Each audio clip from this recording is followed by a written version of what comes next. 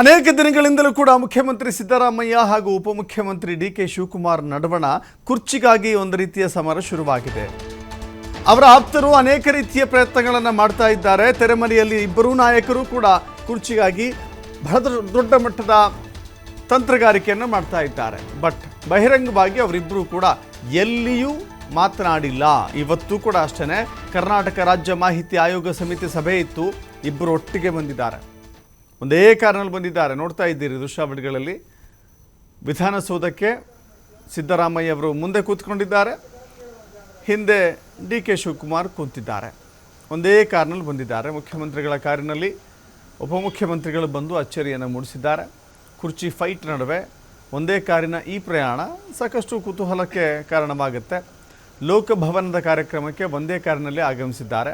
ಕರ್ನಾಟಕ ರಾಜ್ಯ ಮಾಹಿತಿ ಆಯೋಗ ಸಮಿತಿ ಸಭೆ ಇವತ್ತು ವಿಧಾನಸೌಧದಲ್ಲಿ ನಡೆಯಿತು.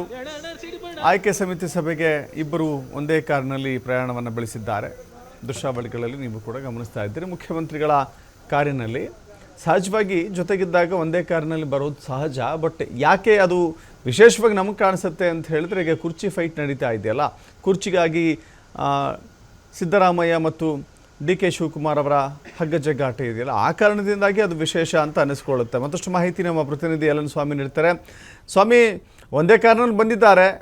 ಯಾವಾಗಲೂ ಕೂಡ ಅವರಿಬ್ಬರು ಬಹಿರಂಗವಾಗಿ ಒಬ್ಬರಿಗೊಬ್ಬರು ಅಸಮಾಧಾನದ ರೀತಿಯಲ್ಲಿ ಮಾತನಾಡಿಕೊಂಡಿಲ್ಲ, ನಡೆದುಕೊಂಡಿಲ್ಲ. ಬಟ್ ಅವರವರ ರೀತಿಯ ಕುರ್ಚಿಯ ಫೈಟ್ ಅಂತೂ, ಲಾಬಿ ಅಂತೂ, ಒತ್ತಡ ಅಂತೂ ಮುಂದುವರಿತಾ ಇದೆ. ಇವತ್ತು ಹೇಗಿತ್ತು ವಿಶೇಷ ಪ್ರಸಂಗ ಇದು?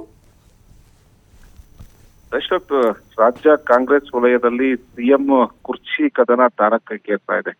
ಆದ್ರೆ ಇದಕ್ಕೆಲ್ಲದಕ್ಕೂ ಮೀರಿದಂತೆ ಇವತ್ತು ಸಿಎಂ ಹಾಗೂ ಡಿಸಿಎಂ ರಾಜಭವನದಿಂದ ವಿಧಾನಸೌಧಕ್ಕೆ ಒಂದೇ ಕಾರಿನಲ್ಲಿ ಆಗಮಿಸಿದ್ದು ಸಾಕಷ್ಟು ಕುತೂಹಲಗಳು, ಜೊತೆಗೆ ಬದಲಾವಣೆಗಳು ಆಗುತ್ತಾ ಎಂಬ ಚರ್ಚೆಗಳು ಶುರುವಾಗಿರುವಂತದ್ದು.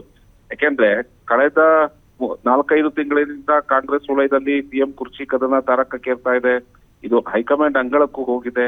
ಹೈಕಮಾಂಡ್ ಅಂಗಳಕ್ಕೆ ಹೋಗಿದ್ರು ಹೈಕಮಾಂಡ್ ನಾಯಕರು ಇನ್ನೂ ಯಾವುದೇ ಒಂದು ನಿರ್ಧಾರವನ್ನು ಸಮರ್ಪಕವಾಗಿ ತೆಗೆದುಕೊಂಡಿಲ್ಲ. ಒಂದು ಕಡೆ ಕ್ಯಾಬಿನೆಟ್ ರೀಶಫಲ್ ಒತ್ತಡ ಈಗ ಶುರುವಾಗ್ತಾ ಇದೆ. ಆದ್ರೆ ಸಿಎಂ ಕುರ್ಚಿ ಕದನದ ನಡುವೆ ಇದಕ್ಕೂ ಕೂಡ ಬ್ರೇಕ್ ಹಾಕ್ಲಾಗ್ತಾ ಇದೆ ಎಂಬ ಸಾಕಷ್ಟು ಅಸಮಾಧಾನಗಳು ಹೊರಟು ಬರ್ತಾ ಇದೆ. ಇವೆಲ್ಲವೂ ವಿಚಾರಕ್ಕೆ ಸಂಬಂಧಪಟ್ಟಂತೆ ಸಿಎಂ ಆಗ್ಲಿ ಡಿಸಿಎಂ ಆಗ್ಲಿ ಇನ್ನೂ ಕೂಡ ಸ್ಪಷ್ಟನೆ ಕೊಡದಲ್ಲೇ ಇರೋದು ಸಾಕಷ್ಟು ಕುತೂಹಲಕ್ಕೂ ಕಾರಣ ಆಗಿದೆ. ಇವೆಲ್ಲದರ ಮಧ್ಯ ಇವತ್ತು ರಾಜಭವನದಿಂದ ವಿಧಾನಸೌಧಕ್ಕೆ ಒಂದೇ ಕಾರಿನಲ್ಲಿ ಆಗಮಿಸಿದ್ದು ಸಾಕಷ್ಟು ನಿರೀಕ್ಷೆಗಳು ಬದಲಾಗುತ್ತಾ ಎಂಬ ಚರ್ಚೆಗಳು ಸದ್ಯ ರಾಜ್ಯ ಕಾಂಗ್ರೆಸ್ ವಲಯದಲ್ಲಿ ಶುರುವಾಗಿರುವಂತದ್ದು. Darshan. Yes, thank you Swami.